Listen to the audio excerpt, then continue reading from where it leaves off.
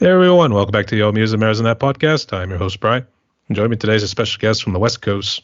We got Jeremy. Do you pronounce your last name Zumaran? Sumaran. Zumara. Okay. Just want to make sure I pronounce that. Okay, how you doing today, brother? I'm excellent. How about yourself? Not too bad. Unfortunately, we got the last bit of winter out here, so we're dealing with that right now. It's a couple squalls here and there, but I think after this week it should finally be smooth sailing from here on out with a little spring and summer right around the corner. Well, don't get stuck outside. You don't want a situation like The Shining where you're running around with an axe, trying to get back in. Here's Johnny. So, yeah, we certainly wouldn't want that. I guess at the same time, don't be a writer with writer's block. So, yeah, right. How you been today? What's new? Not much, actually. Out here in California, it's the first day of actually kind of clear weather without storms and stuff. We've had a bunch of crazy storms. I'm going to go out run in the mountains after this awesome podcast. Oh, man. Actually, which part of California are you hailing from? California, Santa Cruz, where the boardwalk is. It's where they filmed the movie The Lost Boys. What else? What else is from here? We had a lot of serial killers in the 80s, like Edmund Kemper and stuff like that. Lovely. Yeah, right. So I live in a little town called Felton. It's in the Santa Cruz Mountains. It's about a 10-minute drive out of Santa Cruz proper. All right. Is that actually how bad has the storm been? Because I know California was getting rocked. You haven't had any wildfires yet? Is it just mainly like all this rain just came through? So a couple of years ago, we had a crazy wildfire called the CZU Complex Fire. And my partner and I, we had to evacuate from that. Like the sheriff showed up to tell us to get the hell out, like right off the bat. Like they're like, you need to go. So after that, we've been getting a lot of rain. So there's been like flooding and some landslides. And unfortunately, people are here, their houses sliding down hills and stuff. But hopefully it kind of calms down now. Yeah, California always gets a bad rep with something, whether it's weather-wise or political-wise. So. Oh, yeah, people hate us. But, I love it. What's the language barriers on this podcast? Can I cuss, or is it going to get you demonetized or anything? No. If you want to cuss or anything, go ahead. But I guess what are you going to say? Oh, I was just saying, like, people fucking hate us, but, we don't fucking care. Yeah, you're good. We got First Amendment rights. It'd be like that. I'm an American citizen, buddy. So yeah, damn it. Yeah. I don't know. It's funny, all the political stuff. People like to talk shit, but I think people should just like come together instead of trying to tear each other down. I think that's the way forward. Make love, not war. That's what we gotta say now. Yeah, bring that back. Yeah. Yeah, I mean, like I feel like a weirdo saying that because I used to be like a crazy death metal guy, but like I don't know. You gotta look at reality, and we're messing up. I mean, we're all fighting each other all the time. I feel like we're killing our planet. I feel like for such a intelligent bipedal species, we're really fucking dumb. Actually, there was a song from a death metal band, Count Decapitation. We are horrible people. So yeah, they know. They know. Or like, we eat our young. How about that? That's another song. Yeah, I love Count Decapitation. Yeah. Yeah, those guys are in a league of their own. That's for sure. Yeah, they know what's happening. Music. So, all right. But in terms of your music, too, I guess we'll jump into that right now, I guess. So the way it's going to work is I'm just going to ask you some questions. Let's get to know you more, both as the musician, but also as the individual, too. So Mitch, get a quick study in with your music-wise, as well as that music video you just sent over, too. So you'll get to elaborate on that a little bit. Oh, nice. So first off, let's start with you in general, I guess. Who are you? How did you become a musician?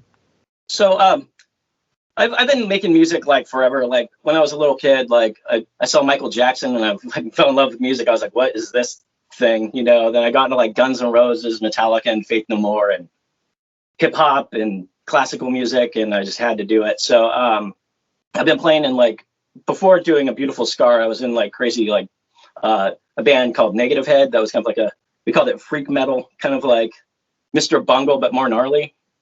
And then before that, I was in kind of like black metal and death metal bands, which is kind of fun, but kind of one-dimensional as well. I could. Gauges, yeah. Yeah. I mean, I could only scream like a dying cat for so long, and it can only be fun for so long. Or, I found some of the subject matter to be a little limiting with metal. So I've always, like, even when I've been in bands, I've been on the side kind of trying to branch out. Like with this project, I started this one in March 2020. And I just tried to blend like, heavy metal, punk rock, but also like with a melody of like pop and alternative rock. So I really enjoy the aggression, but I mean, I also like listening to Britney Spears. I like pop music, you know, anything I feel like that catches you. So I kind of want to like mix that in, because you could have like really heavy music, but if you don't have a hook, it's just a bunch of noise, in my opinion. Like I really enjoy pop song structure, but I want to make it heavy.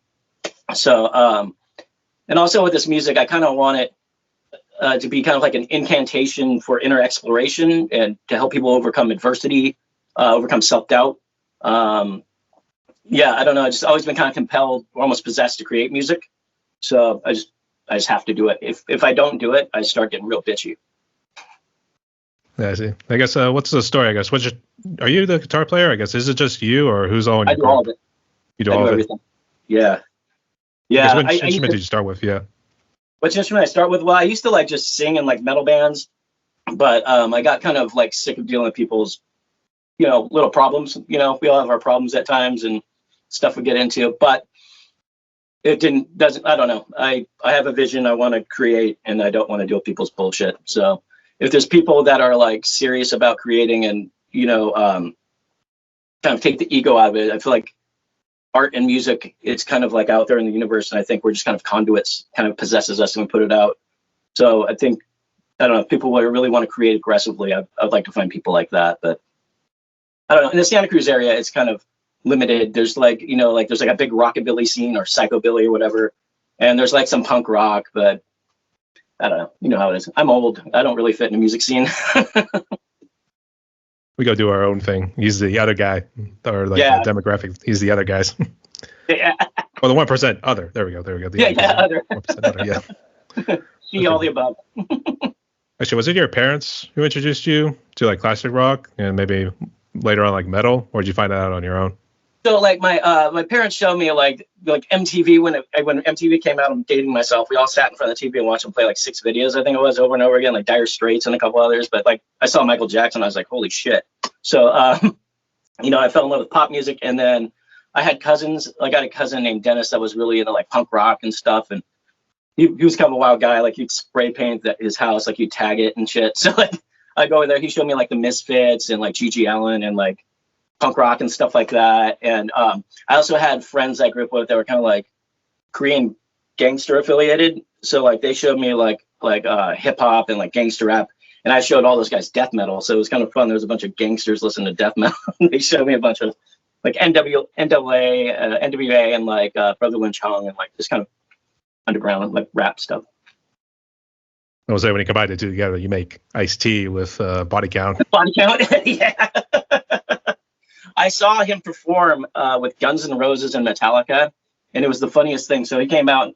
It was on the Day on the Green in San Francisco, and he came out. He's like, "All right, guys, I'm going to do this song. It's about cops, but it's not about you cops here. It's about bad cops." I'm like, "Come on, man." I mean, I get it, but like, you make a song with the name, you know, cop killer or whatever, you know, you have some conviction, I guess, or not. Something like that. I mean, hey, he wasn't afraid, that's for sure. He was going to say it one way or the other. Pretty gnarly. I would say the only time the first time I actually knew about him was the Law and Order. Is it SVU? I think it was SVU. I think that's what it was, yeah.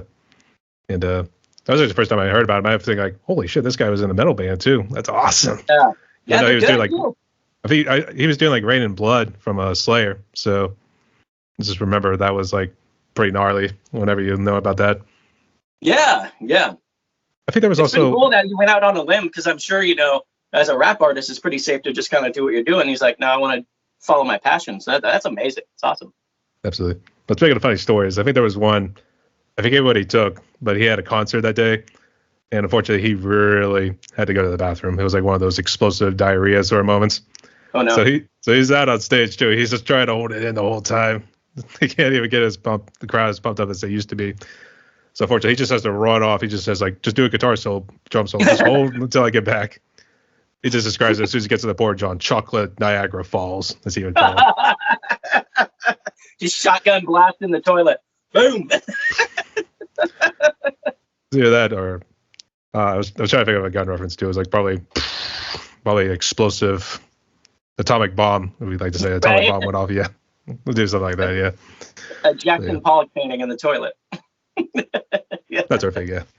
Actually, I always loved it too when he was like, there was something Loudwire would do. It was called Fact or Fiction with Wikipedia, and Ice-T was on it. He always kept saying "fuck Wikipedia." So yeah, I mean, people can edit it nonstop. I mean, yeah, but at the same time, it was funny. You should have made a T-shirt out of that. So that's pretty cool. I guess. When did you form A Beautiful Scar? Was this during COVID? Yeah, I formed it in March 2020. I was like, well, you know, what am I gonna do? So I found actually the whole like pandemic era very like inspiring. Like as it felt like the world was kind of dying, I was like, I gotta live. So and create, and like who knows, we might all die, so screw it. So I just wanted to create aggressively. So yeah, I kind of just started creating. Before that, I had another project called Blacklight Generator that was kind of a mix of almost like drum and bass and metal. But like, so like I just kind of just like got back into it. Also, I mean, even with the pandemic, I was like, hey, what would happen if I stopped drinking alcohol just for the shit? So I wanted to see what happened. And my life just got exponentially better. I got back into my creativity more. So I started getting my mental health in check. And so now I'm charging. I guess where'd you get the name? Then we can talk about COVID in a little bit here. So. Oh, A Beautiful Scar. So the way I see it, you know, we all have external and internal scars. And, you know, I feel like a lot of people try to hide all the stuff that's happened to them in life. You know, life's very traumatic. I mean, the human experience is a traumatic one. So I feel like people should be proud of their scars. And I think they should wear them proudly on their sleeves. We're just kind of an amalgamation of all this trauma and great experiences and everything that we go through in our lives. So I think we should be proud of everything we've been through, even the worst parts, because you got to lift yourself up through your own power and move on. And I think you should be proud of that, no matter what you've done. You got to, you know, like I said, life's traumatic. People make bad decisions all the time, but you got to forgive yourself. I mean, unless you're a terrible person, you kill people. But like, besides that, everything else, forgive yourself. Give yourself a little patience and grace and move forward bravely. Yeah, that's for sure too. I think sometimes it's also those movies or TV shows you would watch that also traumatize you in some sort of way, especially when it came to like a death of a character. So yeah, right. Yeah, absolutely. I guess. What's one of those that have hit you? A death of a character that you felt really connected with? You know what? I'm gonna say it right now, and I'm not ashamed to admit it, but I think it's best to talk about it too. I remember watching Life Before Time, the very first one, and Littlefoot's mother dying. And this actually happened after I had lost an uncle. Okay. And so it was after I learned like what death was really like. I didn't go to my uncle's funeral, but that scene where his mother dies, it's very touching. I mean, it hit home pretty hard. So that's why. How are you dealing with that now? I mean, I stopped watching it, to be honest. So Yeah. So, I mean, you live with it. I mean, you always feel bad for Littlefoot for what he had to go through and everything, but you at least know that stuff was fiction. But I know in real life, you get up and do it again, or you can just lay down and die. I mean, it's one of those two options. So absolutely. And he had family too. The family helped out as well. So yeah, an interesting thing that I found with dealing with death. My mother died a few months ago, and I feel like the way you never really get over grief, you just make room for it in your life, and just kind of it bubbles up like a spring. So I'm sorry for your loss. Yeah, and same to you as well. That happened when I was real young, and he was an uncle who was very close with. And there was, on the funny side, it was because of mesothelioma, but it didn't get to him until later because he stopped smoking. So it was almost like when he gave up smoking, it was either going to die one or the other. So I mean, it's touching, really. That part is a little bit funny, but it's like one of the things, like, you give up cigarettes, but then like this happens. So so it is tragic, but thank you so much. Absolutely. And I guess for COVID wise, I guess how bad did it impact you in your personal life? Very much so. My mother-in-law got COVID and died January of last year, and I had a bunch of friends get it. I never got it. My wife never got it, but we also we live in the woods and we stay away from people. We're weird mountain people, so who knows? But yeah, besides that,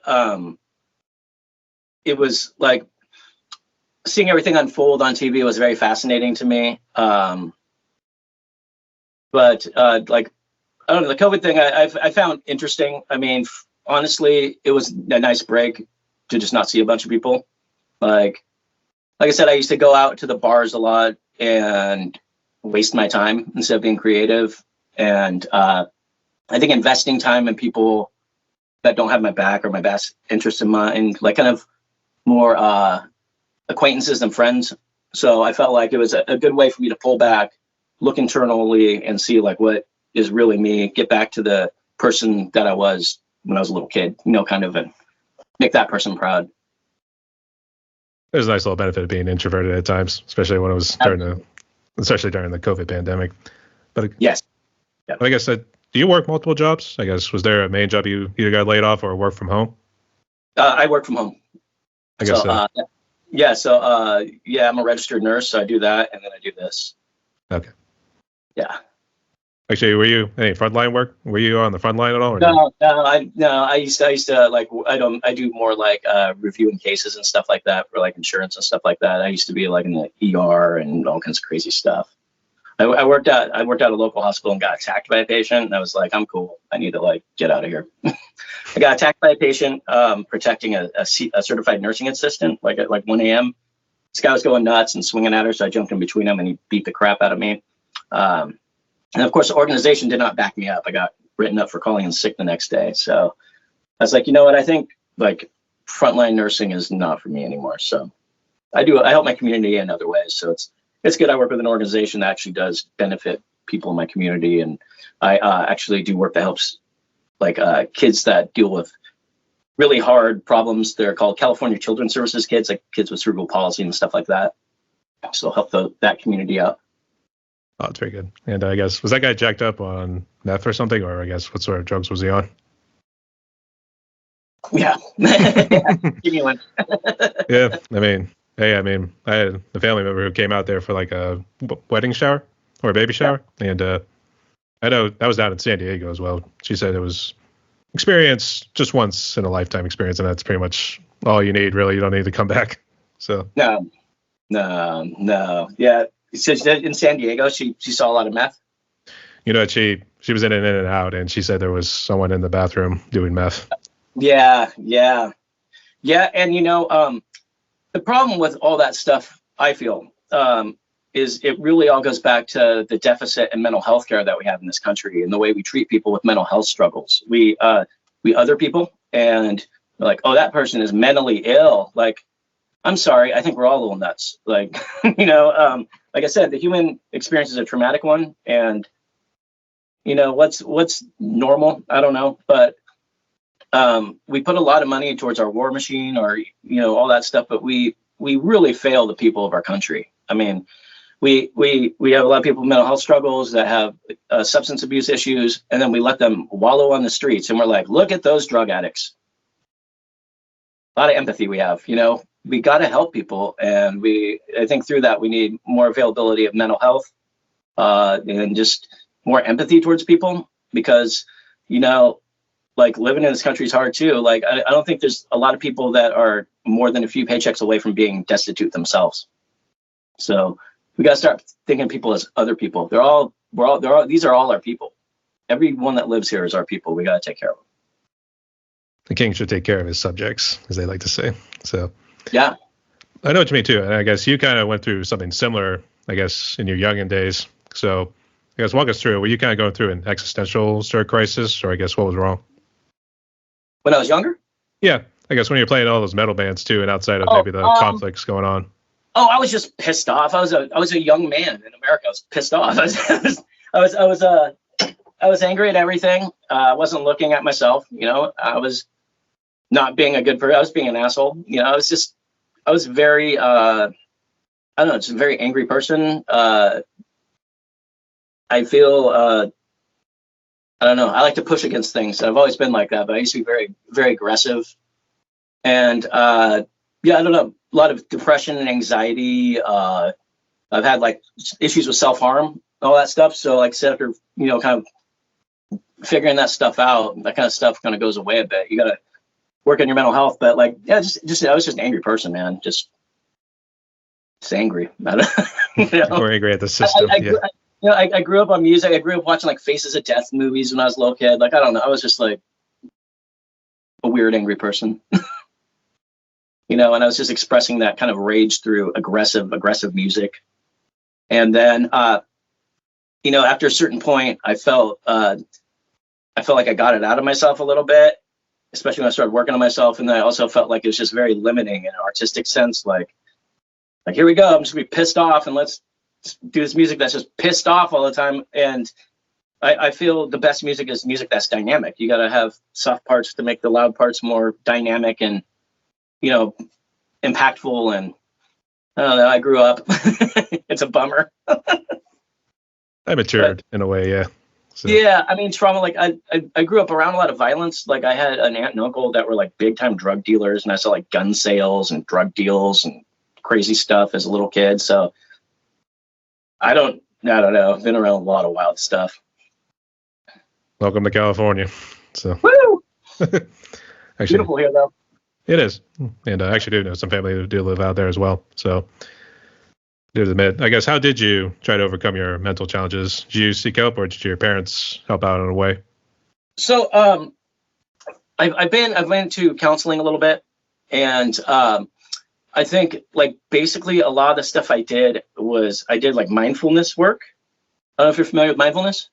Actually, I wrote a little something so I could read it to your fans. I guess go ahead. Yeah, go ahead. Yeah, like kind of like what advice I give to people, like musicians and just people in general, is take care of your mental health and never give up. Get into mindfulness, and to explain this to everyone, like per the Mayo Clinic, mindfulness is a type of meditation in which you focus on being intensely aware of what you're sensing and feeling in the moment without interpretation or judgment. Practicing mindfulness involves breathing methods, guided imagery, and other practice to relax the body and mind to reduce stress. Spending too much time planning, problem solving, daydreaming, or thinking negative or random thoughts can be draining. It could also make you more likely to experience stress, anxiety, and symptoms of depression.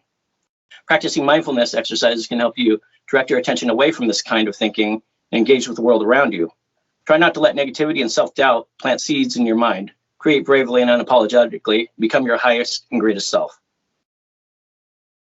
Boy, that's a lot to take in, but yeah, that's pretty damn good. So basically, with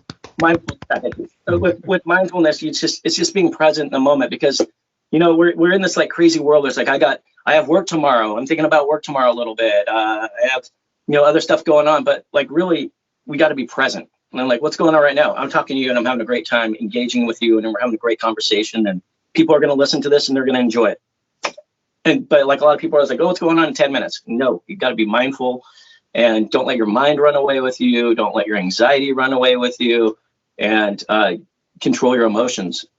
And also, you got to be vulnerable with it. You got to be honest with yourself. And that's a hard thing too, to look yourself in the mirror, but you could do it. Yeah, I think a lot of the things are definitely mental health, if anything, too, especially when you think about gun violence in a way. I guess, have you ever dealt with something like that?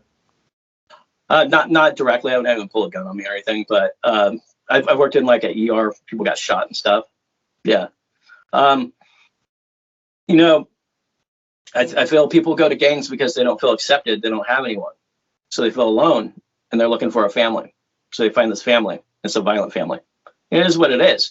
So if these people had other people supporting them in their lives, showing them love and acceptance, and engagement, it'd probably be less likely that this would happen. But, also we live in a society where people have to work so much that they can't spend time with their family.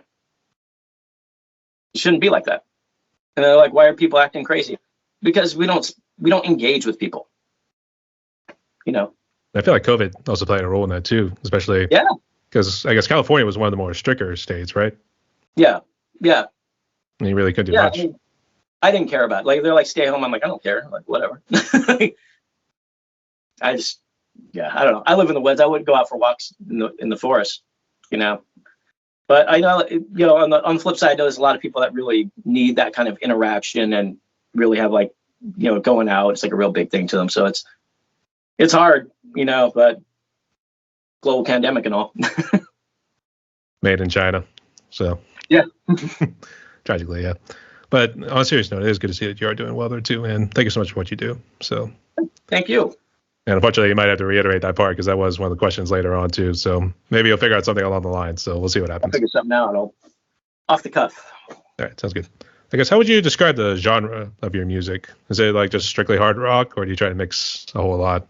I try to mix stuff. Like I don't even know what it is. Like I bug my friends. I'm like, what's this sound like to you? They're like, it sounds cool. I'm like, oh, cool. Like I don't know. Like I just kind of feel like it's a mix of my influences. I like extreme metal.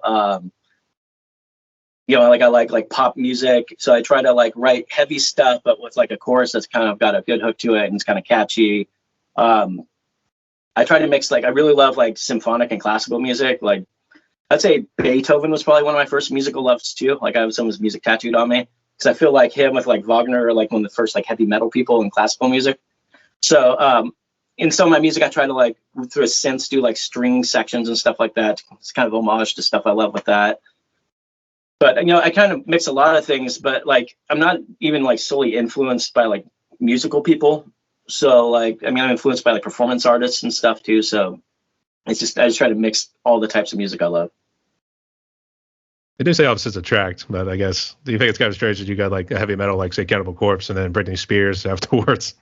So no, I love it, man. Like it's, you know, it's just like, yeah, I'll listen. Yeah, pretty much like that. Cannibal Corpse or Death or, you know, Emperor. Then I'll listen to like Gnarls Barkley. I don't know what I mean. Then Beethoven, or then I'll listen to Tech Nine or, you know, some rap or something. Just whatever mood I'm in. Like when I'm writing music, I don't listen to rock music because I don't want to like have anything like kind of bleed in. So especially if I'm like in a writing mode, I'll listen to like a lot of like rap and hip hop and pop and classical music and like drum and bass. That's pretty cool. Yeah, I think you definitely got to pull the inspirations. I think that's what makes the progressive sort of guys a lot better as well, especially in the progressive metal ones. I guess, do you know about Between the Buried and Me? Oh yeah, man. Yeah, I don't know how they write that stuff. I don't know, but man, it is godly. To be honest. Like them or like, have you heard Archspire? I have heard of Archspire. I don't know too much about them. I think there was one or two songs I heard like on the radio, but yeah, I've heard about them. They're fun. They're like I think they're Canadian. They're like a technical death metal band. They have really fun videos, like kind of ridiculous, like horror themed videos, but they are so technical and so like fast. It's really fun. Well, it's the same way with Nile from South Carolina. Yeah. All those guys. I think their guitar player, Carl Sanders, is still singing for them, right? Yeah, he is. Yeah. Actually, I wanted to know because I was trying to reach out to the other guitar player who used to play for him, Dallas Taller Wade. I was trying to see like what his story was, why he left, because he was, I mean, I think he was in it since the beginning, or maybe the very first album. I'm not too sure, but I mean, he was with them a good while. So I would like to know, like, you know, why'd you leave? So, yeah. What are some of your favorite extreme metal bands? Well, I got into that a little late, but let's see. The very first one was actually Dying Fetus, believe it or not, if we count that one. And then kind of a little counterpart to it, which we could probably call Dying Fetus Part 2, was actually Misery Index, because their bass player, Jason Neferton, he left Dying Fetus and formed Misery Index. Yeah. So it's pretty much just imitating what Dying Fetus is doing. Yeah, right. So, and there's now in Between the Buried and Me. I've actually really started growing on Bolt Thrower and Napalm Death. So. Oh. Yeah. Oh man, Bolt Thrower. I mean, Napalm Death. How do you not love Napalm Death? You know, it took a while. In fact, I think I remember a friend of mine wearing a Napalm Death. I was thinking, like, what's that? And I think it was one of those, I don't know if it was Time Waits for No Slave, or it was, I thought it was like maybe one of those jokes like saying Death from Above or something like that. Might have been a military shirt too, but I'm not too sure. Oh man, Napalm Death. They're fun to see live. Have you seen them live yet? I have not, but I think I've seen like some videos, and it's just you're seeing Barty. He's just really into it. Maybe I want to make cups of coffee before jumping on stage. He sings like a typewriter. He's like,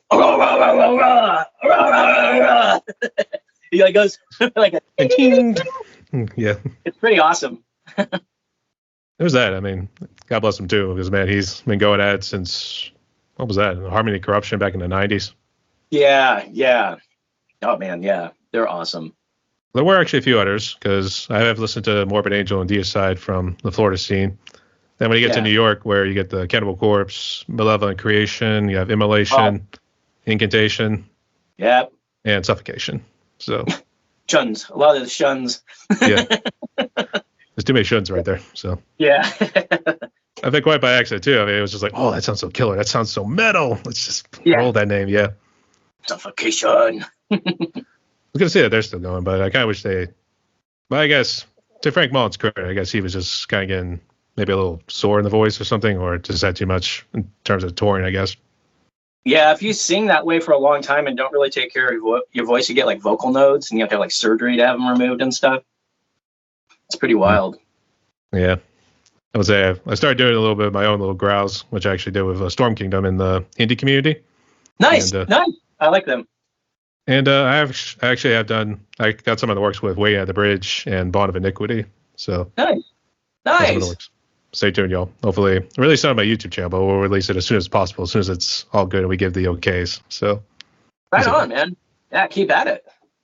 I guess, have you done any collabs with anybody, or are you just strictly doing your own music right now? I haven't. I haven't even really thought about it, so I probably should try. Probably be fun, right? Oh yeah. Almost breaks down walls, as we like to say.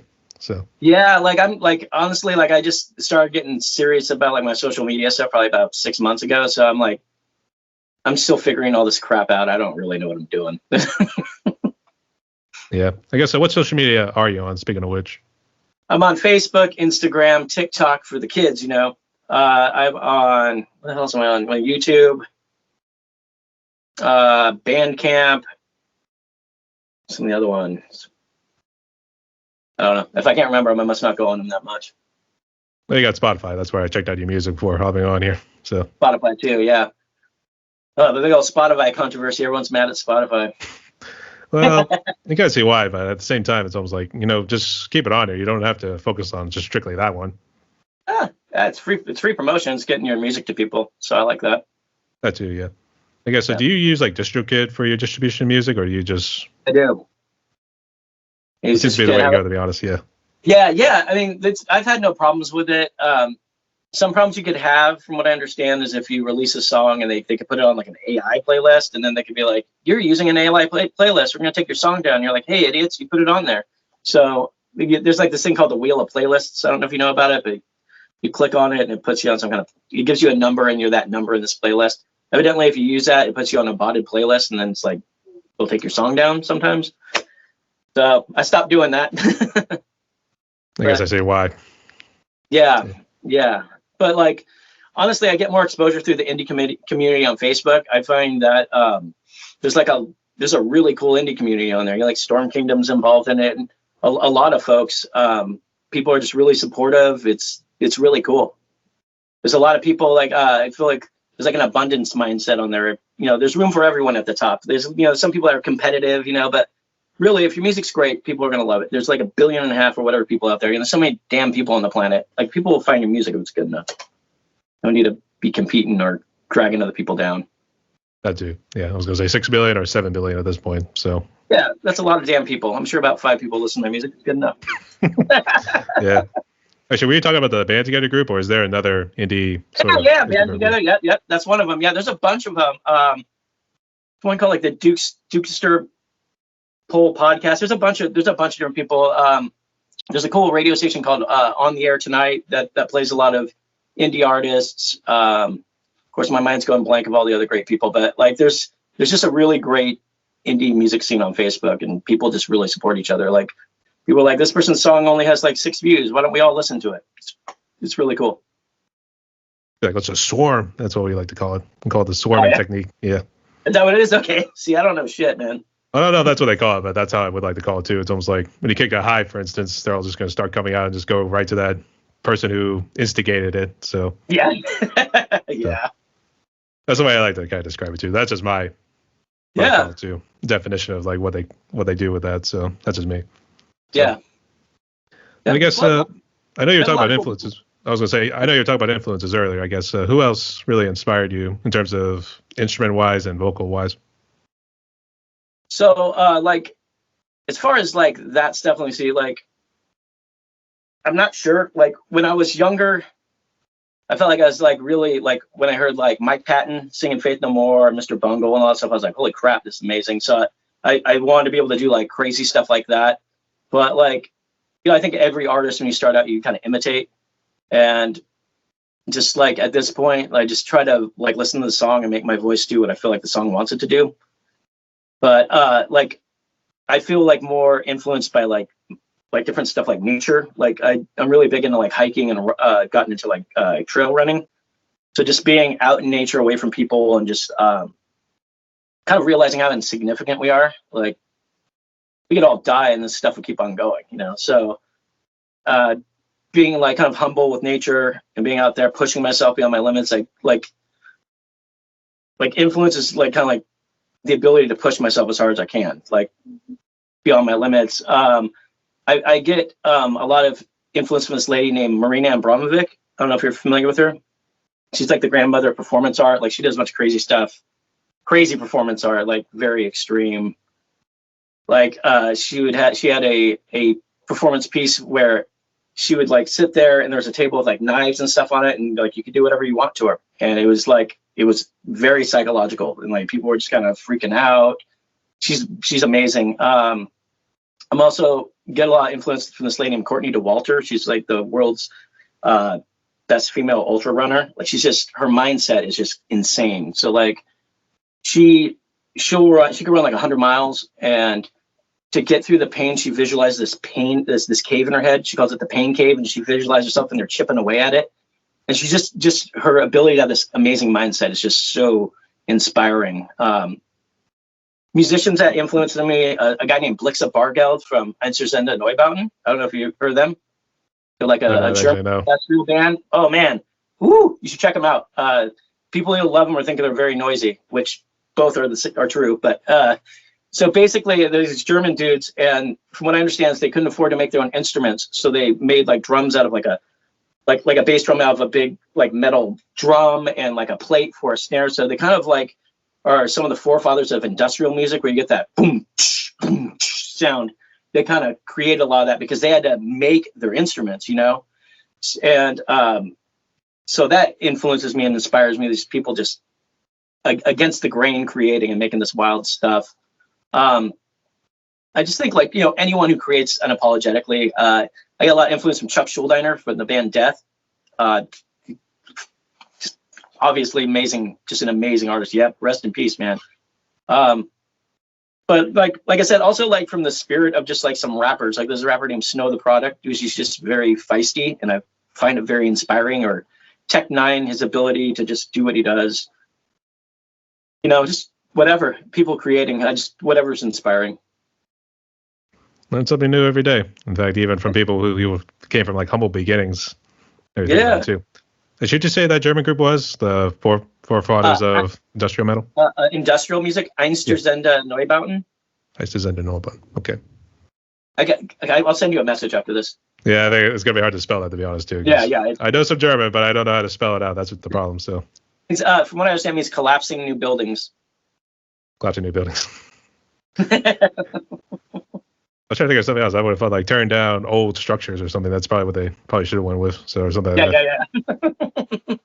But it's whatever. I mean, it's what came to mind, and it sounded badass at the time. So yeah, right. They're like, this is tough. But you're talking about your little cabin in the woods right there, or we could say the little technological cabin in the woods too. I guess you don't get a lot of wildlife close to your house, do you? Yeah. We get like birds of prey will come out. Like we have a lot of birds out here. We have vultures out here, ravens and crows, some foxes out here. That's about it. Let's say Turkey, when you're a lot of turkeys. You get turkeys. Yeah, we get those every now and again, especially along like some of the back roads out where I live here. Actually, what I was going to say was I keep thinking of that one video. The guy's like hiking on a trail. You just seen his mountain lion like always. Oh yeah, he's doing the pouncing. He's charging, but he's like kind of doing like a feint charge. Is like what I want to call it too, because he's just like intimidating the guy just to back away.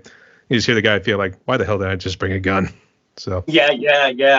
We have mountain lions here, but like you don't get a lot of that kind of interaction. You know, I mean that's what makes the wilderness a little fun. It's a little dangerous. You know, who knows? I would much rather hike in a group in that case. Otherwise, I think I'll just stick to the nice suburban neighborhoods just to take my walks. So thank you very much. Yeah. I mean, it's fun, but it's dangerous.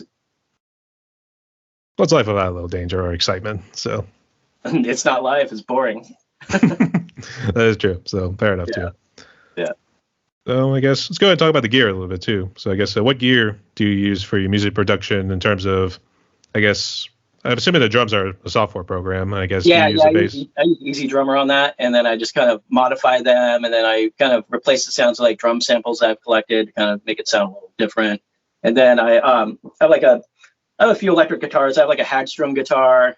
I have a Epiphone Les Paul. I have a Fender Squier, and then I have a couple acoustic guitars, and I have a Warwick bass. With a lot of that stuff, like honestly, I don't think the equipment really matters all that much. Like there's a big move, I feel like, especially on like YouTube with music channels are like, oh, I got this new compressor, everyone, you gotta check it out. Oh, I got these new guitar strings, they're gonna make you sound like, James Hetfield or what. You're like, come on, man. So like like I feel if you have a guitar that you like that will stay in tune and the pickups work, you're styling. You know what I mean? Like people, I don't know. I feel like it's weird. It's like people bringing out their expensive cars. Like, look at my $6,000 Les Paul. It's like, okay, bro, like, can you play it? So I think just anything that stays in tune. Like I use a lot of like amp sims, but even with that, there's not like one that I stick with because it's just like whatever I put on there. I'm like, that sounds cool. Go with that. It's with like mixing and stuff. You're just kind of cutting frequencies and all that stuff anyway. It's not. I don't think it really matters. Yeah, you're all right about that. I think the first one that came to mind was that Spectre Sound Studios. Glenn, Yeah.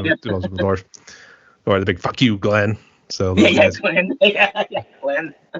To his credit though too, he does some good work, and I have to admit he does promote a lot of products and everything too. Yeah, I feel like his show's changed in like the last 6 to 8 months. I feel like it's a little different, and like I just feel like it's not for me as much. Like I find it more annoying.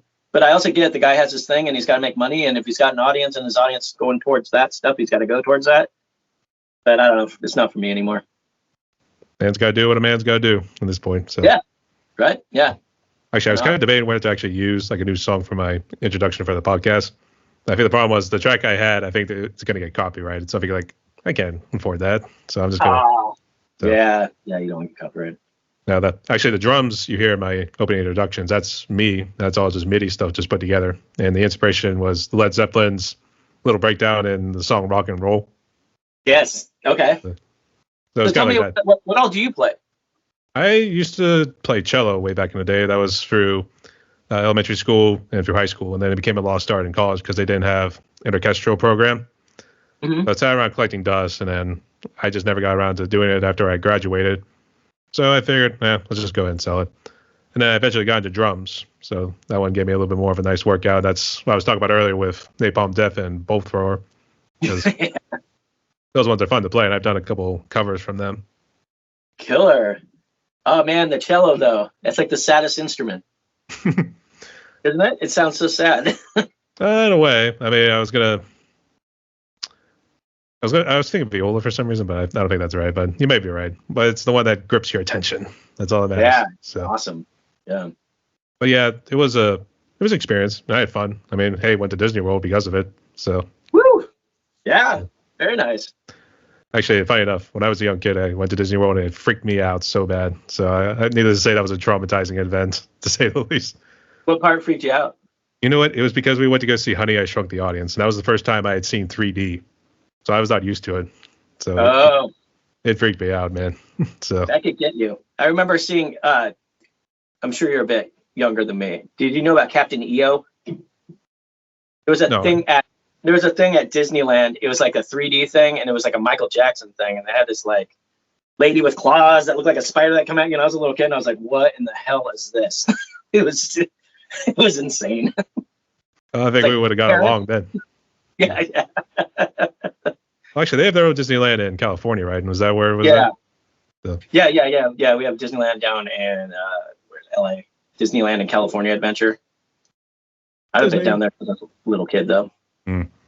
Yeah, I can see why too. It tends to, you get over it at some point, but then it's like I did face my fears, so I at least got through that part. So I was just happy about that.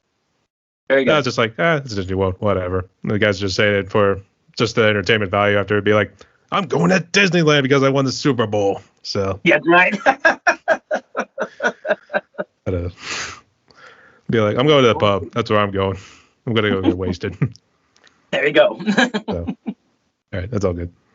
So Actually, I did notice. I was actually going to say about the gear as well. I guess is that Focusrite behind you? Is that a Focusrite 2i2? Oh yeah, the little Scarlet, whatever the hell. It's like the cheapest one. It comes in handy because mine's the 18i20 that I have right here that I've been using for a good while. So you like it? You know what? Yeah, I mean it does the trick. I mean it's helped me out with these podcasts, but I think it's just too many inputs and outputs. I realized I should have just stuck with the 2i2 to be honest. So. Yeah, I mean it's easy. I just keep it hooked up. I haven't had any problems with it yet. Like I was talking about like the whole gear tube things. I see other interfaces. I'm like, ooh, that looks neat, but like I don't think I need it.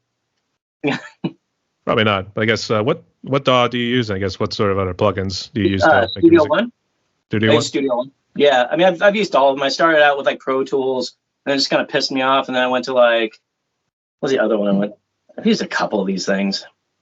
I mean, and I also kind of feel like DAWs for the most part, like they're all like pretty damn good. Like at this point, that it's kind of like what you prefer, like and what you're used to. I think like some people swear by Pro Tools. Oh, Pro Tools is the industry standard, but that was a long time ago. I think. I don't know. I feel like it's just kind of like whatever works. I mean, like if you get like a certain type of compressor in one DAW, it's the same type of compressor in another DAW, it's pretty much going to do the same thing, you know? Yeah, that's true. I think each one varies in some sort of way because I use Logic and it has like what's called alchemy. So it gives you a lot more like a range of sound effects you can use for like some of the music you can put into. And I think they always say Ableton's more for like the hip hop sort of guys as well, R&B, those guys. So yeah, I think everyone's got pros and cons, but I think one tends to lean more towards the other in that sort of way. Yeah. I have a friend who does like video game music, and he uses like Ableton a lot for that.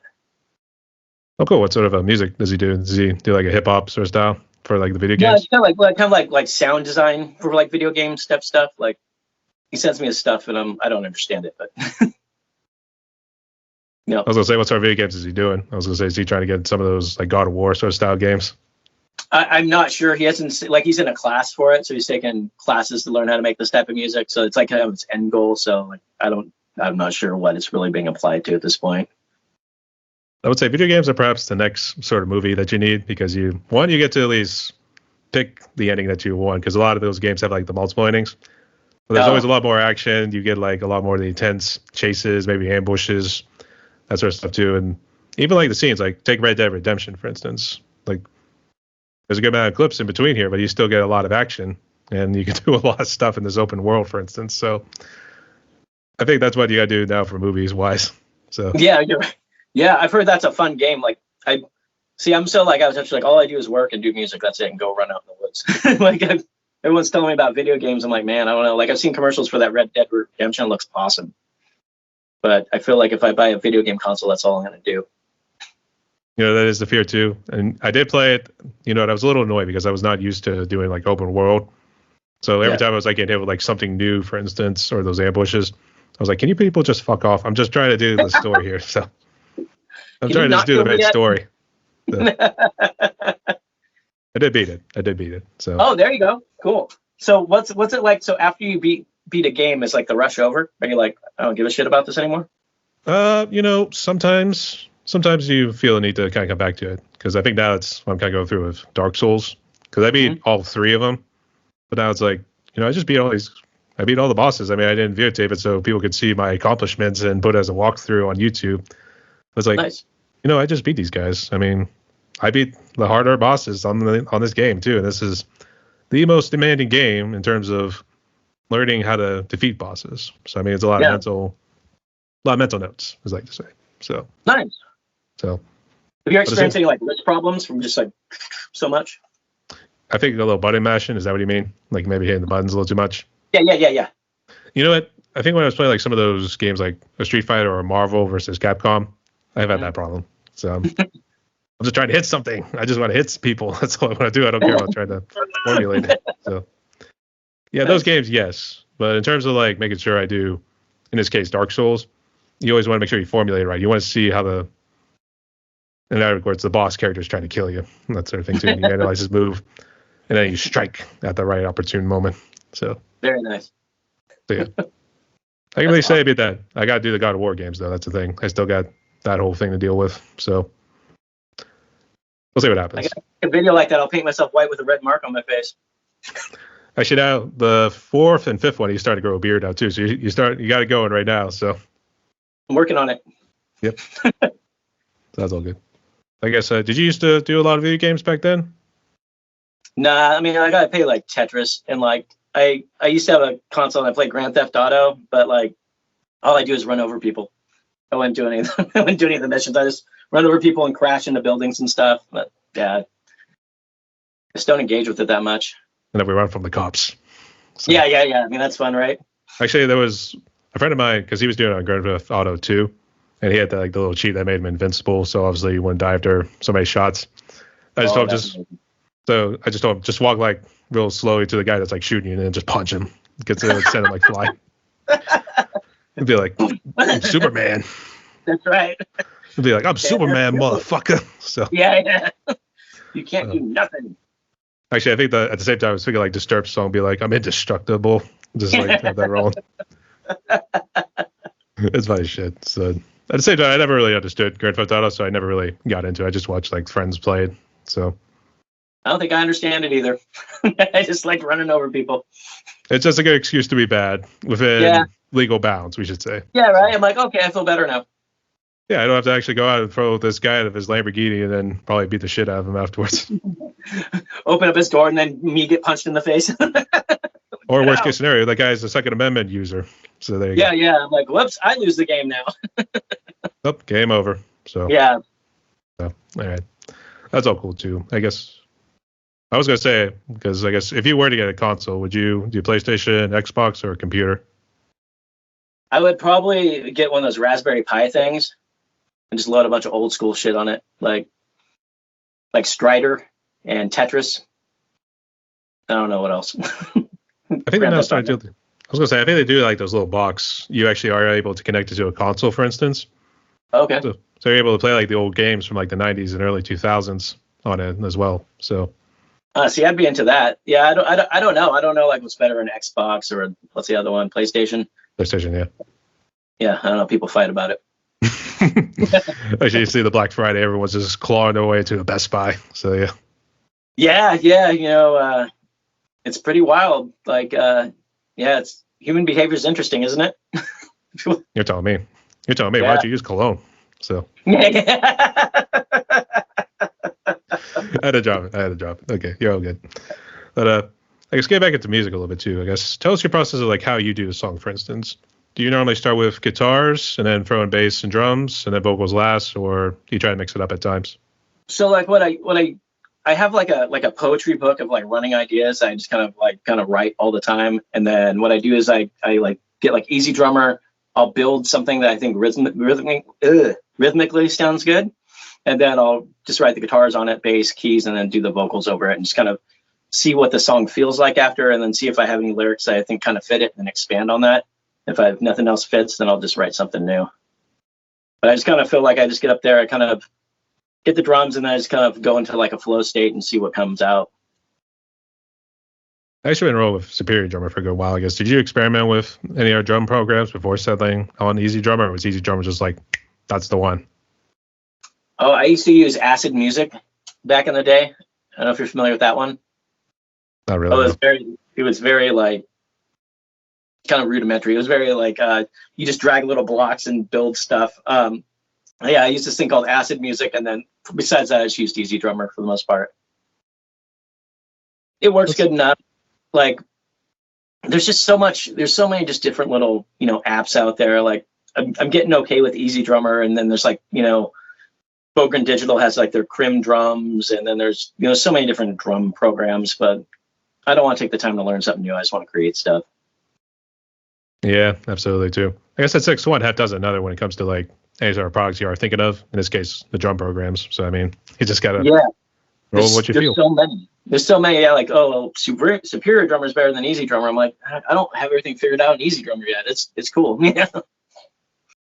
Fair enough. So you roll, you do what you do. You gotta do. Yeah. So I understand. I guess you might touch on this a little bit too, but I guess what do you do if you're lyrical wise? Do you kind of talk about like personal experiences, or you guess something else? Yeah. Let me see. So basically, like my lyrics, are kind of the chaos in my head, but basically it's the lyrics are about, combating adversity, be it stuff that you put, roadblocks you put in from yourself, or roadblocks from other people, or perceived roadblocks from other people. Also, I kind of like just, strive the chaos of the world, looking around it, judging it, seeing if I'm judging it correctly, see when I'm putting my own thoughts onto it, like there's so many different sides of things. There's what we see, there's what we think's going on, there's what someone else thinks going on. So stuff like that, mental health struggles, like we talked about earlier, myself going through my own mental health struggles. I've tried to unalive myself a couple times. I've had a bunch of different stuff like that. So like, I feel like if my music could help anyone get beyond that stuff or empower themselves, that would be a great thing. Stuff that pisses me off too. Maybe I'll still get the metalhead at heart, yeah. So yeah. I mean, yeah, I'll always be a metalhead at heart. I have to. Yeah, that's for sure too. Actually, you know what? I just started to get around to it too. But you definitely got the look of Phil on Samo. Now that I'm looking at it too. Well, that's a compliment. Thank you. I can definitely say you get away with it too. I don't know if he's doing like the ear gauges. I don't know if he's doing that, to be honest. So he should start. Then we could just like switch off. I could go sing for the Pantera cover thing. He could be in A Beautiful Scar. And to make it big, and then you come back, you'd be like, "Oh, I got all these millions of fans." No, no, nothing. Oh well. Thank you, Phil. So yeah, it's all good. Yeah, isn't he a funny guy? Have you seen his little YouTube show? I think it was called like a Metal Grasshopper with the comedian Dave Hill. I have not, but I think I've seen like some of the other stuff. First off, he talks like real slow and kind of soft. He's a soft-spoken sort of guy, yeah. Dude, you got to watch it. It's like, so basically this comedian Dave Hill, who's hilarious, it's this whole thing where he's showing up at Phil and Selma's house in Louisiana, like, because he's like, I want to be a metalhead. So he sets up like a stack outside and starts riffing, and Phil comes out, he's like, what the hell are you doing? So you got to watch it. So he takes him in these series and trains this guy how to be a true metalhead. It's really funny. Like I think Phil has a goat in it. Yeah, you should try to watch it if you have a chance. Metal Grasshopper. That's a little strange. I don't know about that. All right, I'll check it out. You know what? I keep thinking of like how he does not wear shoes. And I think I was even seeing a photo where he's like all dressed up and everything. He's still not wearing any shoes, and he's out in public or something. People spit on the ground and worse. That, or you want to step on either a pebble or one of those thumbtacks. So I mean, that'll be the end of that right there, to be honest. So. Or you come to a beach out here and step on a syringe if you don't watch out. That, or you find a nice little, what's that little dunk pie going on right there? So just right on the side of the road. Yeah, yep. That's it, Jimmy. Yeah.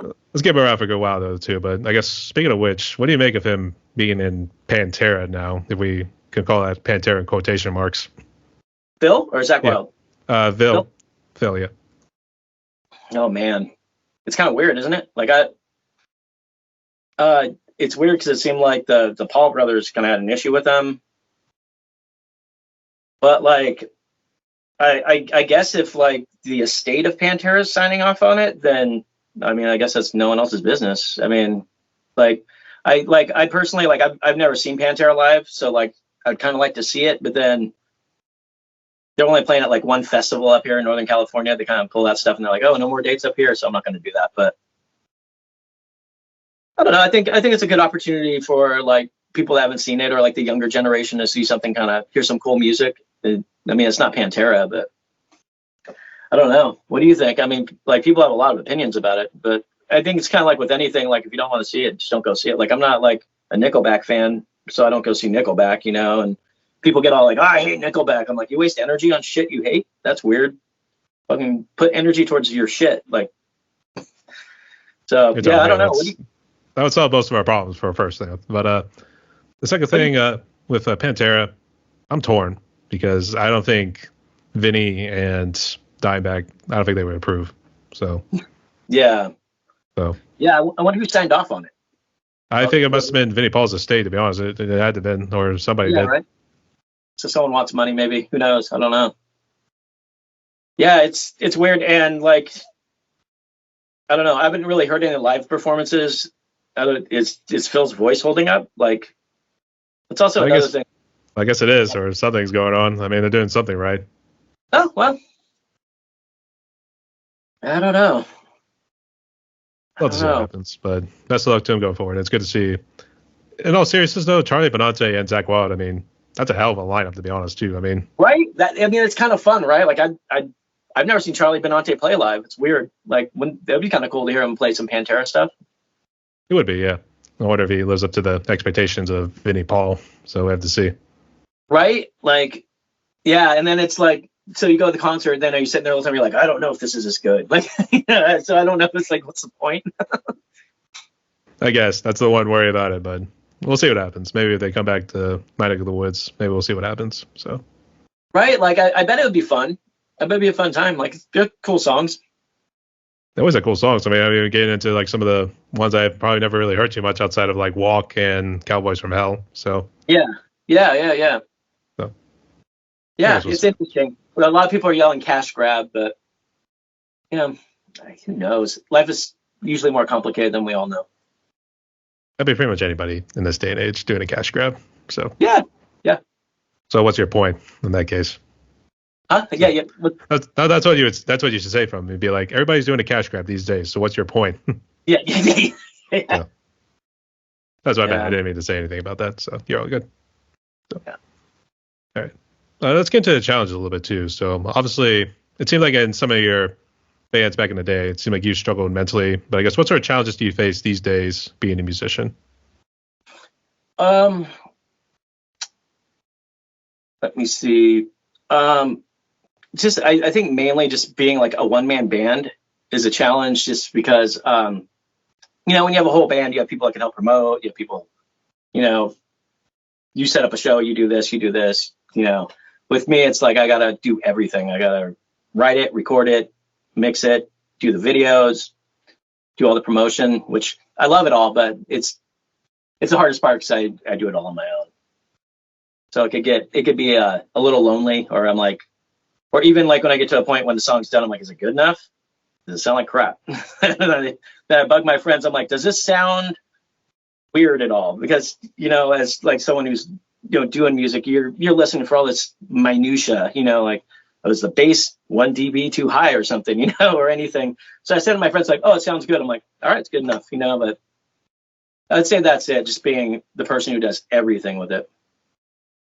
Does your partner help out in any way, kind of with the promotion wise? She helps me shoot some of my videos. As I say, I'll get that in a sec, but I guess does she do anything else? No, she hates social media. Like she does like ultra running, which is like running like 30 like 50 Ks or like 100 miles. She does like crazy stuff like that. So like I help her with that kind of stuff, and she helps me shoot some of my videos. But she doesn't like social media, which I don't blame her. Yeah, I don't blame her either. I guess what sort of camera was she using? Because it was pulling on your feathers. Was that the song? Yeah, we're just using cell phones. What's that? What it was? Yeah. Is that an iPhone? No, it's a Pixel. Pixel? Oh wow, I would have. Yeah, the Google Pixels. Yeah. Oh sweet. So we have a couple of those, and then with the latest video, a buddy of mine named Topher McGovern got really into it, and he helped us film it. He was like the main villain in it. And it was a lot of fun, because I was like, hey guys, you get to beat me up a little bit, so really lean into it so it looks good on the video. And I'd like tell him, like, come on now, like my wife, I'm like, you can really hit me, just have fun. So was she one of the people with the mask on? Yep. She's one of the people with one of the masks on, and then my friend was also the other person with the mask on, and then the guy with the big helmet as well. We'll say the two entrants should have been Echo and Bunny Man. That's how it should have been. I like it. Yeah, right. Yeah, it was funny when we shot that. Like, it was all over. We shot it all over Santa Cruz County, and I imagine people look like they're witnessing a felony during most of it, because, like, as you saw, I got thrown in the back of a trunk. People are beating the crap out of me, and like people thought we were LARPing or something up in Sand Hills, where we're doing this like sword fighting. Like some people thought they were witnessing a murder. Like there's one part where I'm tied up on my knees, and it was a lot of fun. I was gonna say too, I think when they pulled you out of the truck, I think like, did that car just pass? I think like, did they just think something was going on right there? Oh yeah. There was some people for that scene. There's some people out of the shot that were doing some hiking, and they were like watching us, sitting on top of the car watching us. I'm like, check this out. So, I guess how'd you tell him, like, okay, no, nothing's going on right here. We're just kind of shooting a little film. Get everyone just be cool. I guess what'd you have to do in that case? Did you have to do it before filming? Just be like, okay, nothing's going on right here. This is some guys having fun. no, I just kind of looked at me. I'm like, hey guys. So they figured I wasn't like in too much distress as my hands tied. Hey guys. I guess sure would be concerned about his well-being in this case. I'm like, help! Yep. Oh man, we're gonna be witnesses to a murder. That's the thing. Oh man, even like my neighbors, because I filmed one of my other videos here, and there's a part in it where I get buried. Like they dig a grave for me and throw me in it and throw sand on top of me. So I was walking past my neighbors with a shovel, and they're like, "Going to go bury a body?" I'm like, "Yeah, I am. I'm me." We must be prepping for Halloween in this case too. He's coming fully prepared. Every day is Halloween. Every day is Halloween, so it's all good.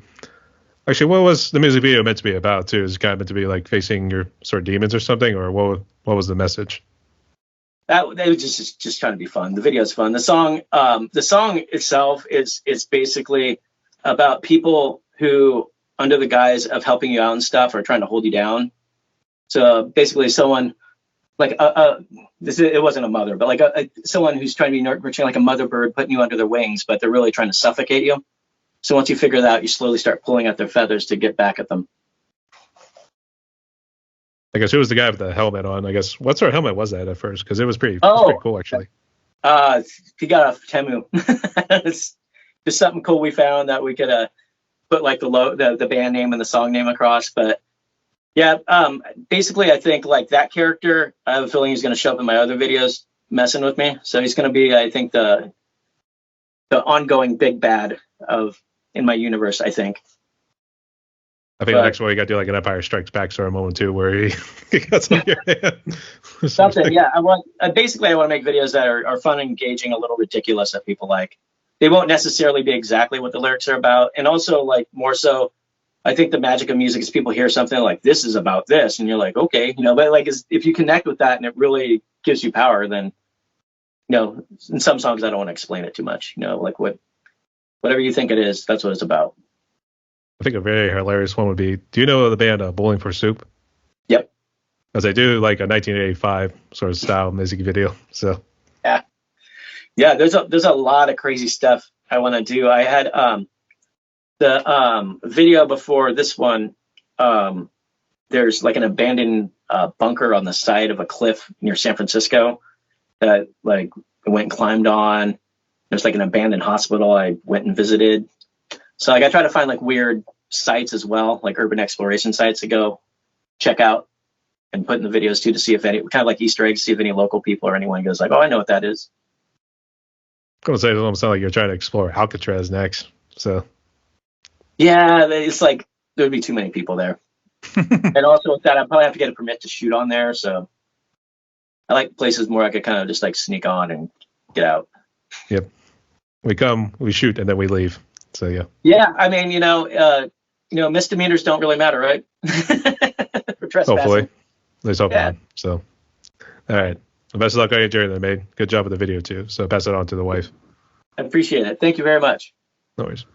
And kind of going back into like in terms of advice you give to like musicians, both in a band together and other musicians in general. So I guess I know you talked about mindfulness like earlier too. So I guess what other sort of advice would you give to musicians out there?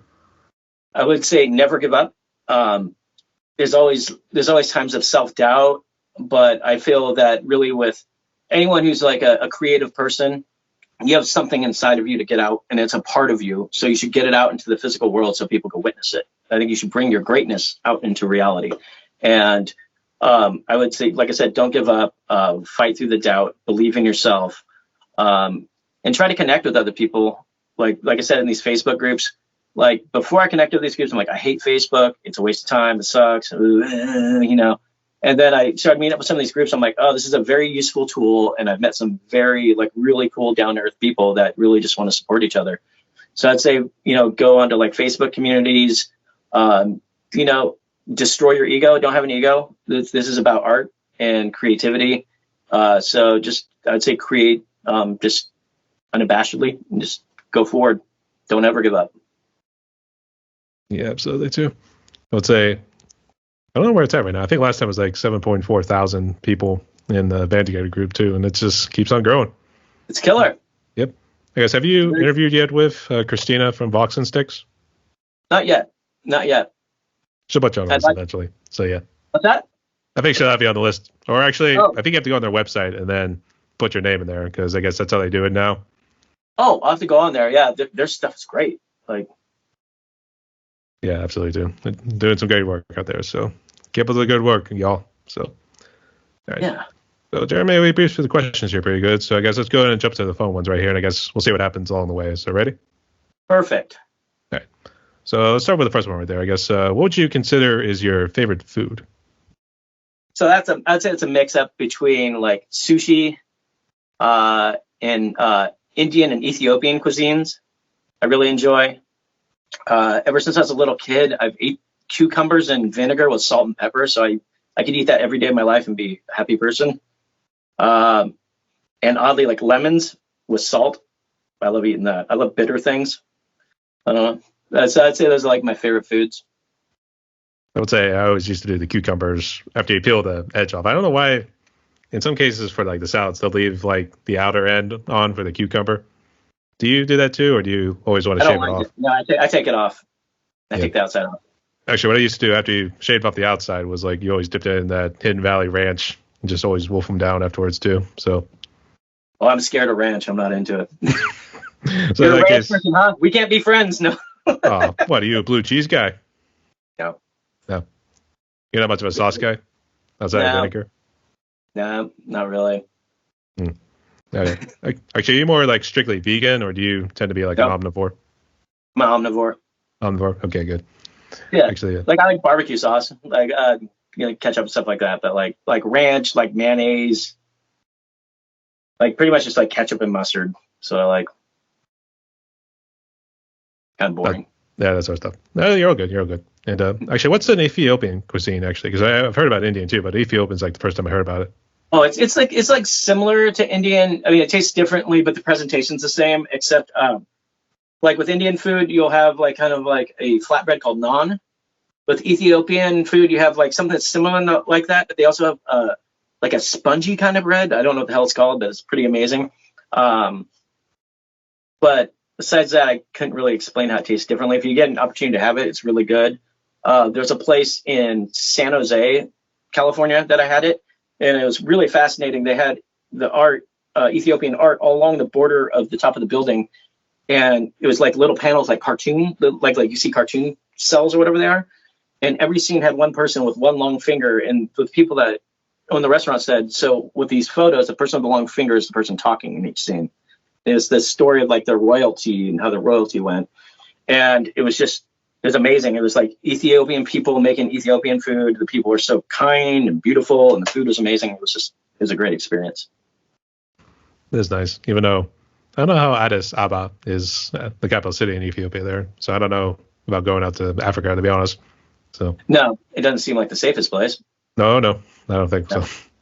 I bet it'd be pretty fun. If you did okay. Yeah.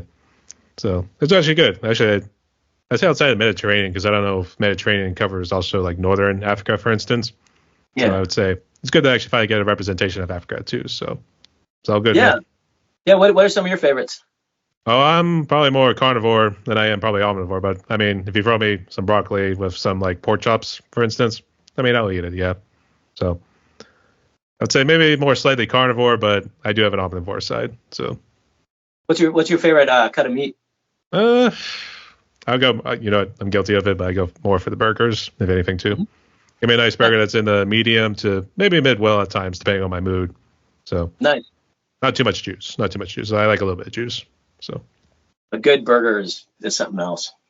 Goes a long way. I guess, what do you make of those veggie burgers or plant-based burgers? That's what they're called, yeah. I ate one and tried out. It tasted all right. Like, whatever. I don't know if I'd eat it again.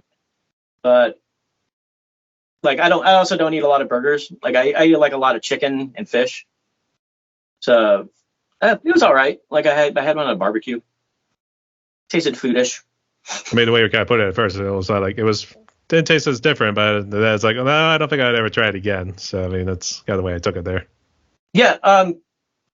like it was okay. It tasted like similar, but the texture is a little different. You should try it though sometime, just for shits and giggles to see what you think. Like it's, it was interesting. It wasn't bad. Like I wasn't like, oh, this tastes like shit, I'll never do this again. Like it was, yeah. We'll say we had to do a side by side comparison. We got regular, and we got plant based. The nice little YouTube video right there. So yeah. I mean, I probably, I don't know. I've been through a phase where, like, in the last 3 months, I ate a lot of burgers, so I'm taking a break off burgers. So I'm like, I don't know how I feel about it. Honestly, I'm like, do I even like burgers anymore? I don't know. He was turning to the Kobayashi instead of hot dogs. We're now wolfing down burgers. So, it's injury too. It gets a little old after a while. That's why I feel like, okay, I'm taking a little break. But I will come back to you, my darling. You just wait for me. So, my sweet burger friend. Yes. All right, but I am the Burger King. So hell yeah. So how do you feel about like fast food burgers? Do you think they're crap? Well, it depends on which ones you're talking about. But I mean, I always go for a nice Whopper every now and again, but I need cheese on it because it gets pretty dry if you don't have it on there. Yeah. So, I mean, I go with the Whopper. I would say I think Wendy's tend to taste the greatest. Unfortunately, mine are kind of spread out at this point, so it's kind of unfortunate. So, but unfortunately, I accidentally got a stomach flu. Or a stomach bug, I should say. Stomach bug from McDonald's. So I refuse to eat at McDonald's ever again. So I wouldn't. I got a stomach bug from having Starbucks out of a Safeway. Man, I thought I was going to die. Never again. Yeah. Never again, man. I was lying on the floor in the bathroom. I was like, ugh. Terrible. Actually, I had a bad experience in Florida because we went down to visit family there. And unfortunately, I ate this bad Chinese food of all things. I should have just went to the Burger King like right next door and just got me a Whopper. So, needless to say, I kind of ruined the vacation there, so it was a little bit tragic. But yeah, food poisoning is a weird one. You can't really ignore it or like really work through it. No, you can. And I think even when you take like Tom's first, it's then going to be like your body just wants to eject everything that's coming at you. Yeah. You're in for the ride. Pretty much. And actually, surprisingly, when I came home after I took Tom's, I started feeling better the next day. So I was saying, like, do I have some sort of problem in Florida? And so I was like, is it like, did I have a past life where I just had a shitty life in Florida or something? Be like, I must never come back here. Something like that. I'm going to put it to a test next time. And then if it does happen, I'm going to say, like, fuck Florida. I'm never coming back. I'm drawing the line at Georgia. So. This state is dead to me. Yes. Keep your Disneyland. You keep your Disneyland and your Ron DeSantis. I'm staying here. Yeah. What else they have there? Don't they have like a don't they shoot like spaceships out of there or something? Cape Canaveral isn't out there, or Cape Canaveral? Yeah, that's all there with the NASA program. Yeah. Yeah, we don't need Florida. Keep your Space Force. There's a lot of good death metal out there, though. More Sound was out there, more Sound Studios, Obituary. Oh man. I always keep thinking Obituary was out of New York, so I always feel bad when I do that. I know Morbid Angel and D-Side were, but I always forget about Obituary for some reason. So, I'll never forget Obituary. Yeah, can't forget those guys. So, actually, I was trying to forget where I was trying to go with this because I remember actually being at Cape Canaveral and actually visiting where NASA was a little bit. And that was when I was actually a really young kid back in the day too. So. It was a nice experience, and they also have Universal Studios, so I think maybe Universal's might drag me back into it. So yeah, how was Cape Canaveral? Was that cool? It was so long ago. I don't know how much changed really, because man, it was like 20 some years ago. Now that I think about it, so I think because you're young and you're not really enjoying as much as the scenery as you probably should. It probably wasn't a good experience as it probably should have. This sucks. Yeah. You're like, why am I here? I do have the one poster which actually shows the long track where like the space shuttle goes to where the launch pad is. Oh, so that's cool. It's a little bit. It's actually, I think the picture is pretty deceiving because I imagine it's pretty much a long distance, and you got this big tractor or mover, or whatever you want to call it, the one with like all the big wheels carrying this big, so many tons of metal just in this direction just to shoot it up to the moon. So yeah, so we're gonna be there all day. Yeah, that's cool. All right. But I guess, what would you say is your favorite movie? Jump into the next question. There's a couple of those too.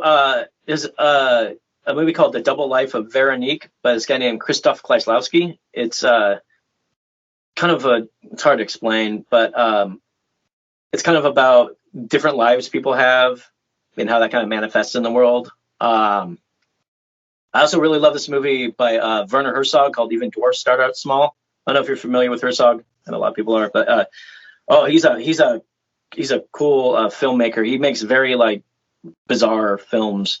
He made a movie called Grizzly Man about a guy who got ate by grizzly bears. This guy named Timothy Treadwell. He used to go like camping and living with grizzly bears, like, which is not smart, but he kept on doing it. He's like, oh, it's fine, and then like they ate him. But it was an interesting documentary that he made about him. But this movie's about dwarfs, and it's just very bizarre. A lot of his stuff is almost like absurd. Like he worked with one actor that would attack him a lot, and he would do weird things to him. Like Werner Herzog made a bet with someone once about something about a movie and he lost, and he said, I'll eat my shoe if I lose. So he boiled his shoe and ate it. So it's a bunch of like very bizarre things that I enjoy. Dr. Strangelove is one of my favorite movies. I love absurd things. A movie called Hedwig and the Angry Inch, and also RoboCop. I love RoboCop. It's so ridiculous. You know, it's funny we mentioned Grizzly Man. I do remember seeing the cover of it. I don't remember watching it, but I think when I was reading into it, I think they didn't show like the actual footage of the grizzly bear attacking, no. But you could hear it all happening too. So it was like, holy shit. And that was his last moments right there. Yeah. So Werner Herzog had the tape given to him of the attack happening, but like I think he destroyed it or the family member destroyed it. So there's like no way to finally actually hear that part. But like basically this guy had like a girlfriend or something, and she went with him up there, and they're like, you shouldn't go up there, and they both got ate.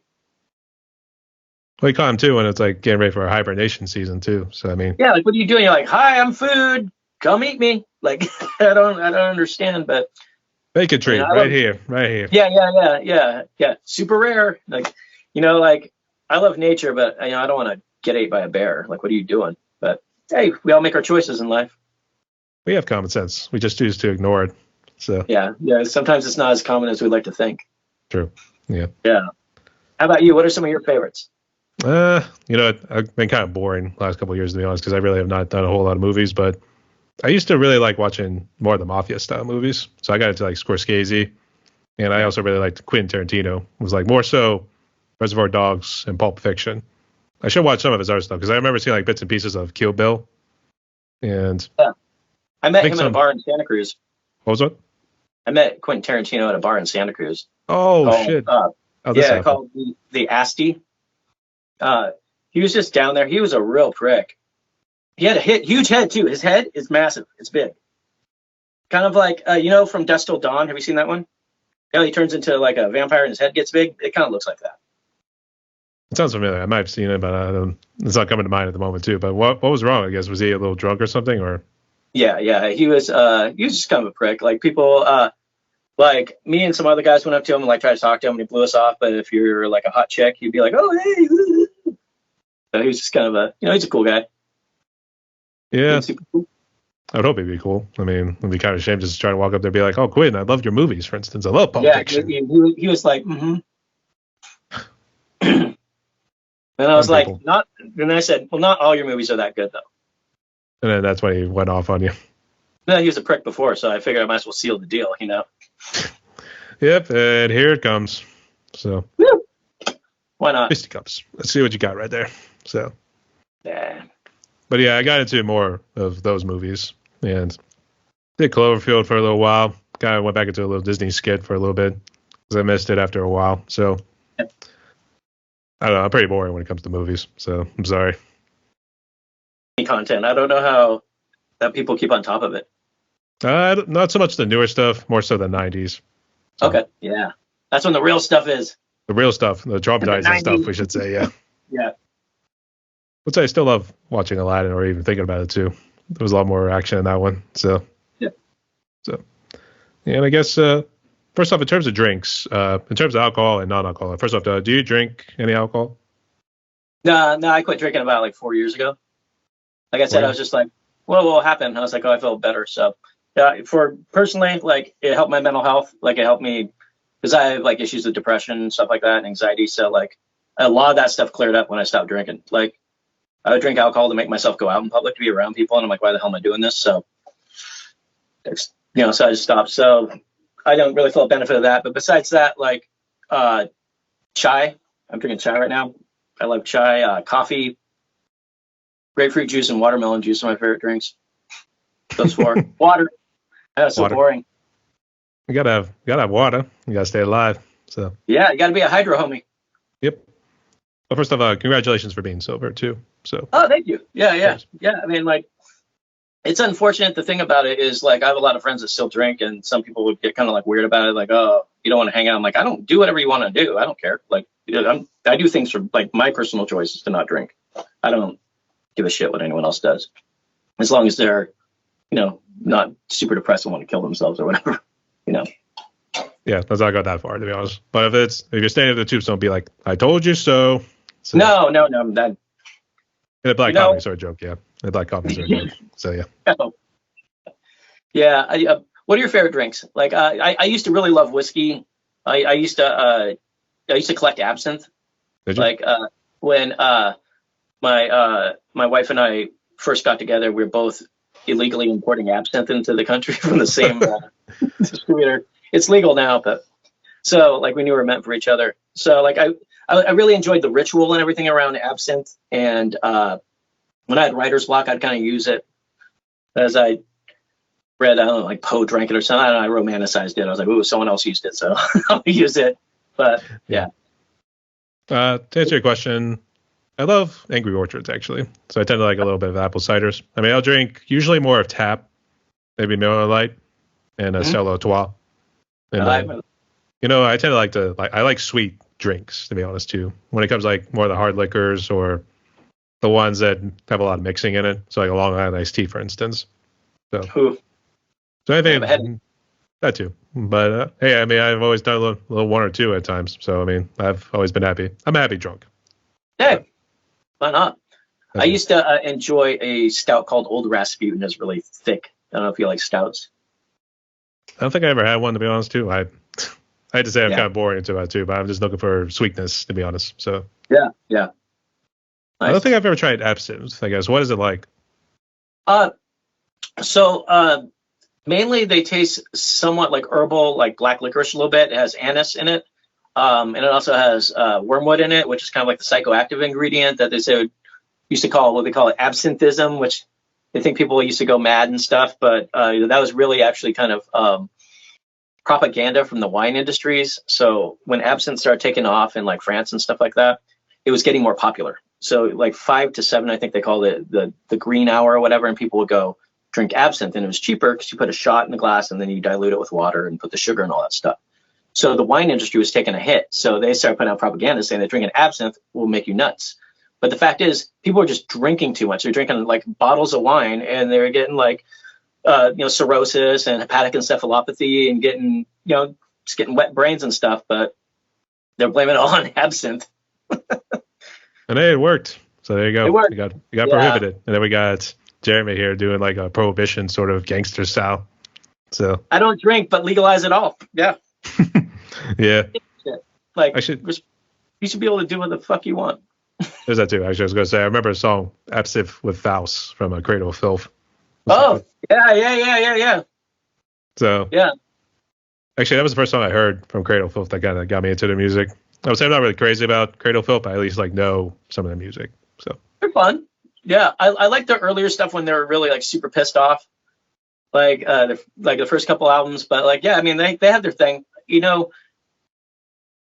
Like, with some bands, you feel like you kind of get into them and get out of them, get into them, get out of them. But like, I feel like you got to really respect the singer Danny Filth with what he's doing. He has his vision, and he's doing it, and he doesn't give a shit what anyone thinks. It's amazing.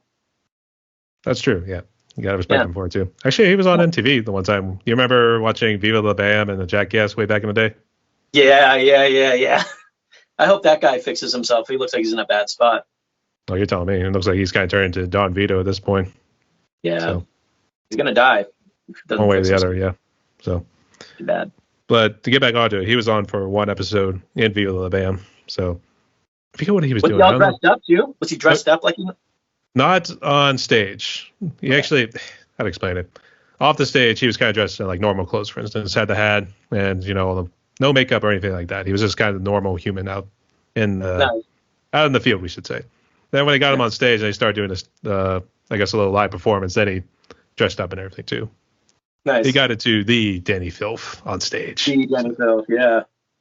So respect the guy too. So hope to make some more music going forward. So yeah. I guess for the last of the fun questions right here, I guess, what would you consider is currently your favorite song or a song you've been listening to a good bit recently? All right. I have a few of these because, like I said, I listen to a lot of like different stuff. So I would say a few of my favorite songs at the moment. There's one called Yours to Keep by a band called the Dead South. Are you familiar with them? They're kind of like Deep South. I know I haven't heard Dead South. Oh, they're amazing. So they're like a kind of like a dark bluegrass band out of Canada, and they used to say that they're kind of like bluegrass metal. They kind of shred at times. They have like amazing harmonies. They're really cool. The Dead South. There's a song that I really did called "The Ending Starts Today" by a Norwegian punk band called Bokassa. If you're familiar with them, they're really cool too. New KMFDM album has a song called "Let Go" on it, which is awesome. You listen to Borknagar at all? You know them? Borknagar? Nah. Sorry, I never heard of them. They're like a Norwegian kind of progressive metal band with people from like a bunch of different other bands, like Arcturus and Dimmu Borgir and stuff like that. Very cool, kind of like epic metal with really great vocals. They have a song called "Moon" out. New Religion from the New Ministry album. It's a great track. Attack of the Clones from the rapper King ISO. Return of the Living Dead from a rapper named X-Rated. Digging a song called Tulum from Snow the Product. And Drill Sergeant from Tech Nine. So a bunch of different stuff. And Beethoven. Always Beethoven.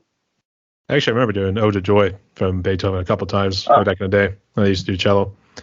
I think there was... I think the one I was doing during like summer camp because parents couldn't be at home, so they wanted to take us to summer camp just to make sure we were occupied with something. Yeah, get in trouble. Yeah, but one of the ones were Ode to Joy, but I was actually playing along to like the tuba section.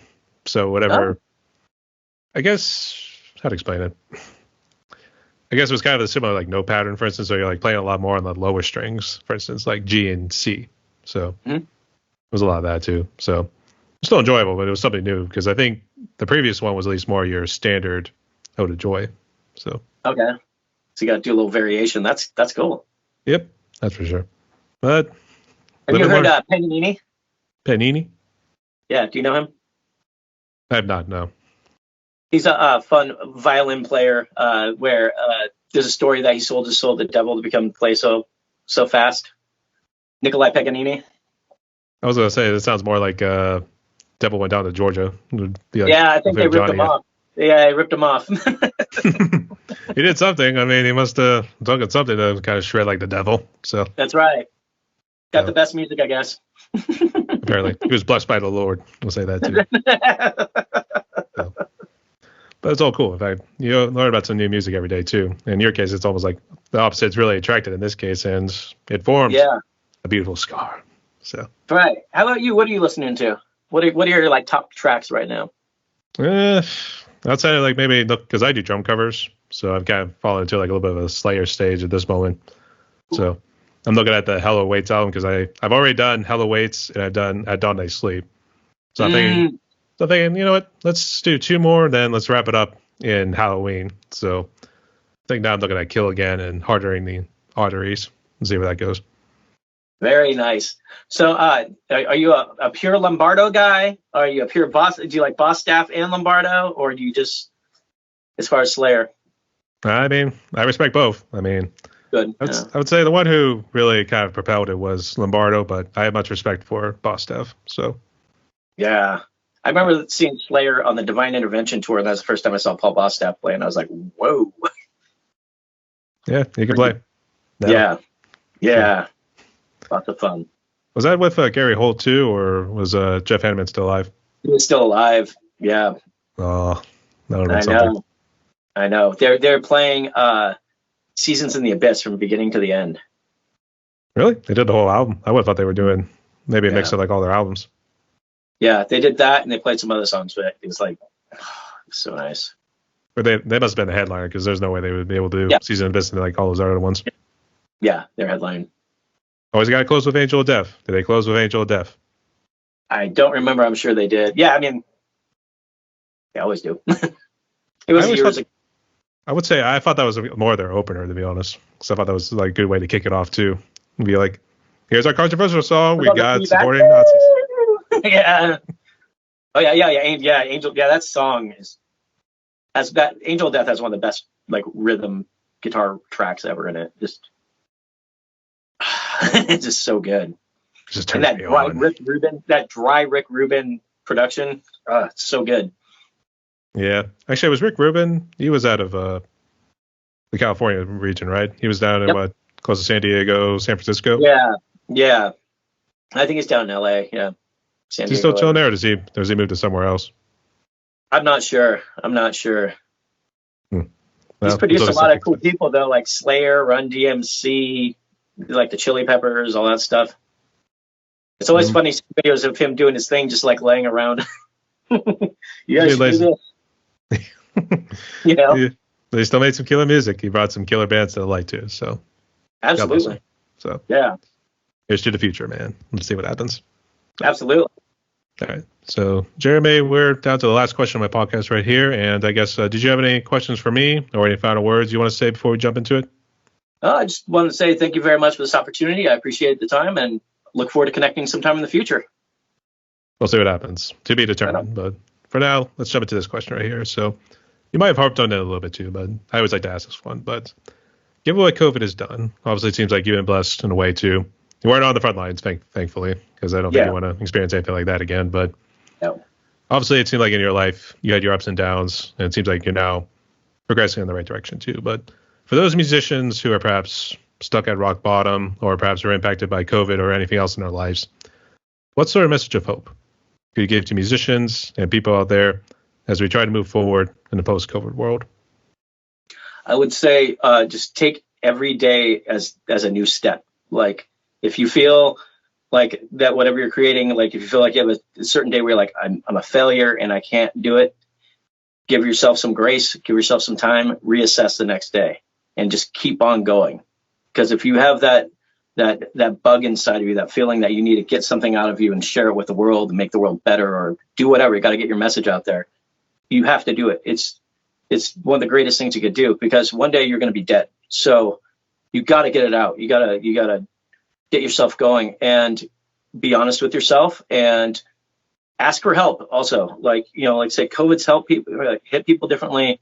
A lot of mental health struggles. You're not alone. And ask for help and be creative. Do what you're supposed to do with this life. Show people what you're made of. And like I said, and just there's power in humility, and there's power in being humble, and there's power in asking for help, because no one could do anything on their own, really. Like even like I'm a solo artist. My wife helps me with my stuff. My friends help me with my stuff. No one can do anything on their own. There's no one out there that's like really self-made. So there's people out there, and no matter how low it gets, reach out to people. Even if you think about giving up, there's hotlines out there. There's people. Always reach out. Look like a true prodigy, to quote from Quentin Tarantino. So okay. Thank you so much for what you do too, both in the music world and also in real life too. So I appreciate it. Thank you. No worries.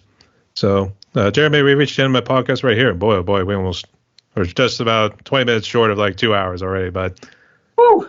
Yep, we know how to talk up a storm, that's for sure, too. That's what I was with these last couple ones. Actually, my one yesterday with History out of France right there. Oh, good friends with that guy. Yeah. Great guy. Nice dude, too. But, boy, he was definitely a talker, too. So, nice guy. So Perfect. So it's all good. Awesome, man. Well, I appreciate it. Let me know when this is over so I can help promote it and all that stuff. And, this has been really great. It's great talking to you. No worries. And I guess, you got any shout-outs, any final words you want to say before we close? Just like I said, shout out to all the Facebook groups like Band Together, On the Air Tonight. His Theory is one of them. There's a band called EWL. That's cool. a bunch of bands on there. I'd say get involved in the Facebook indie music group, and you're going to find a lot of support there. Shout out to all my friends, my friend Topher McGovern, who helped me with my last video, my spouse, Jeremy Zumaran, my family, anyone who's ever supported me. Good to hear, too. And I guess just to reiterate for the audience, what social media and streaming platforms are you on so people can check out your music and follow you and maybe reach out for a collab? Yeah, absolutely. I am on YouTube, Facebook, Instagram, Bandcamp, SoundCloud, TikTok. I say Instagram twice. I think that's it. Find me on there. If you want to collaborate with me, like my music, I'd love to work with you. Let's make something crazy happen. All right, let's make it happen here too. So, everyone, my guest today was Jeremy, aka we'll go with the initials. In this case, also play on Jay-Z, for instance. We got Jay-Z out of California right there too. So, aka a beautiful scar. So make sure you guys go hit him up on the socials. Go check out his music on streaming. Go help this guy out. This guy's doing wonders out in the world. And you heard from this guy too in terms of mindfulness as well as reaching out for help. Don't be afraid to ask. So, Jeremy, you stay safe. You too. On. Stay tuned, y'all. Take care. Have a good evening.